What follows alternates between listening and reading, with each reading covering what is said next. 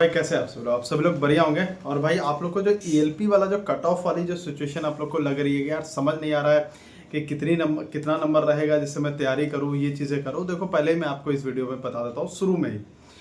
ELP का cut off अगर आप कहीं से देख रहे हो कि ये कट ऑफ रहनी चाहिए, ये कट ऑफ रहनी चाहिए, बता पाना बहुत मुश्किल है। क्यों? क्योंकि इसमें सिर्फ एक एग्जाम नहीं होता, दो पार्ट होता है, part A part B. Part B जो होता है वो क्वालिफाइंग वाला होता है, आप लोग को पता है ट्रेड वाला क्वालिफाइंग वाला रहता है। इसलिए यहाँ पे बता पाना, जो भी आप वीडियोस देख रहे हो जहाँ भी कि वो ये बता रहे हैं इतनी नंबर रहना चाहिए और ये सारी चीज़ें रहना चाहिए, मुश्किल है। पहले मैं बता रहा हूँ मुश्किल है। अभी पूरा डेटा मैं आप लोग को सामने खोल दूंगा, पूरा चिट्ठा खोल दूंगा एंड उसके बाद आप लोग को समझ आ जाएगी चीज़ें कि अच्छा ये तो मैं खुद कर सकता था, इसमें किसी किसी का रिक्वायर्ड नहीं है, मेरा भी रिक्वायर्ड नहीं है, किसी और का वीडियो देखने का रिक्वायर्ड नहीं। मैं आपको एक चीज़ बता देता हूँ एंड जब आंसर किया गया उससे आप मिला लेना, आपको पता चल जाएगा कि आपको साइको में बैठना है या नहीं बैठना है।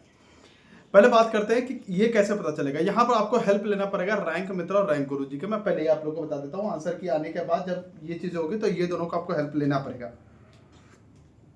अब बात करते हैं यार कि कैसे मुझे पता चलेगा और कितना नंबर रहना चाहिए। पहले देखो इसमें कहानी क्या रहता है कि पार्ट बी जो क्वालिफाइंग वाली नेचर है, बहुत बच्चे इसमें बहुत नंबर लेके आ जाते हैं पार्ट ए में, लेकिन पार्ट बी उनका क्वालिफाई नहीं होता है।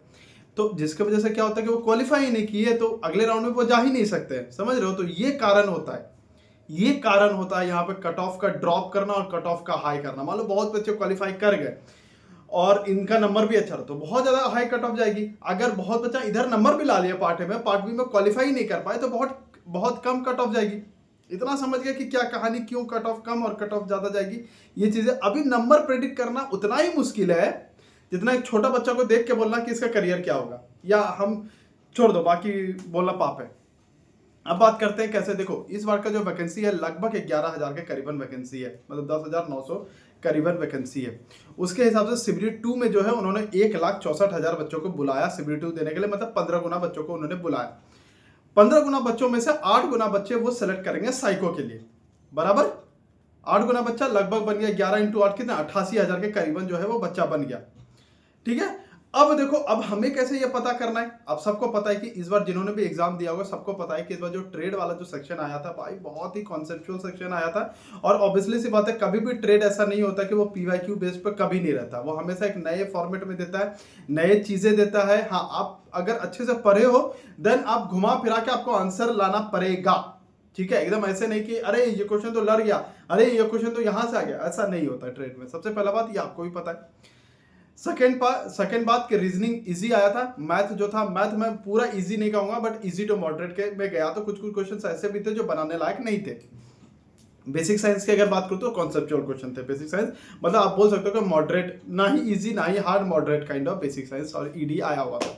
ईडी में मतलब अगर आपको पता है तो पता है, अगर आपने थोड़ा नहीं पढ़ा है, कॉन्सेप्चुअल नहीं पढ़ा है तो फिर आपको नहीं पता है। जैसे फ्रंट व्यू का पूछा था, साइड व्यू का पूछा हुआ था, इसका सीट का पूछा हुआ था, पेज का जो सीट होता है उसके बारे में पूछा हुआ था।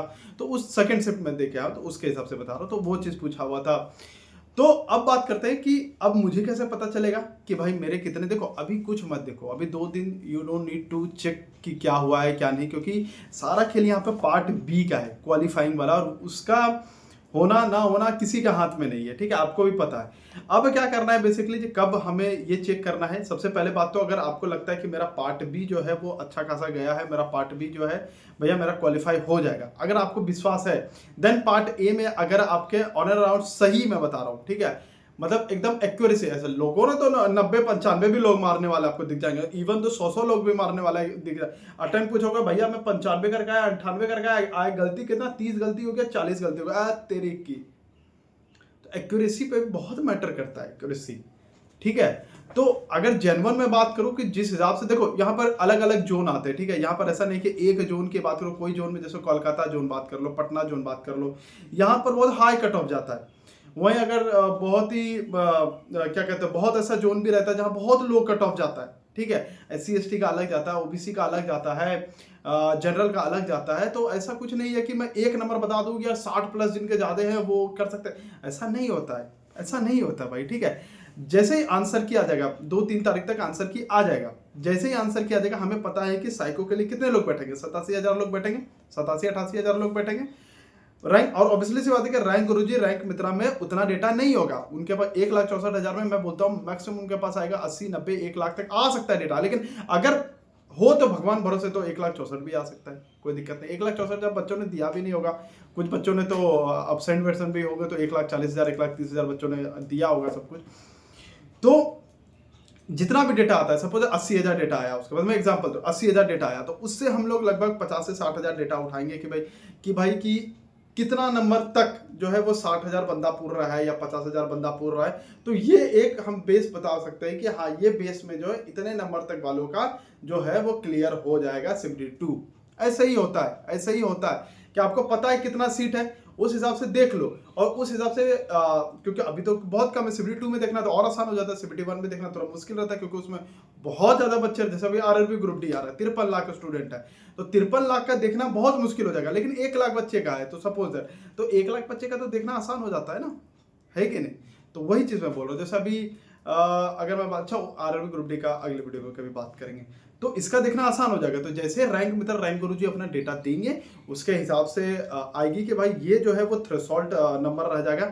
अगर इसके ऊपर जो है अगर किसी का रहता है, जैसे मान लो कि 70, एग्जांपल दे रहा हूँ, 70 नंबर पे आ गया कि 50,000 लोगों ने 70 नंबर लेके आया, एबव 70 और क्वालिफाई भी है पार्ट बी में, तो फिर ये हो जाएगा कि 70 के ऊपर वाला जो है भैया वो सेफ स्कोर है, ठीक है। और नॉर्मलाइजेशन तो होगा नहीं, क्यों? क्योंकि भाई जोन अलग अलग वाइज है, कोलकाता जोन का अलग हुआ था, मतलब जितने भी जोन वाइज है अलग अलग जोन में सबका एग्जाम हुआ था। तो इसमें ऐसा नहीं है कि कोलकाता को मिक्स कर जाता है, शिफ्ट 1 में भी है शिफ्ट 2 में है तो फिर नॉर्मलाइज देखने को मिलता है, बट इसमें नॉर्मलाइज तो देखने को नहीं मिलेगा।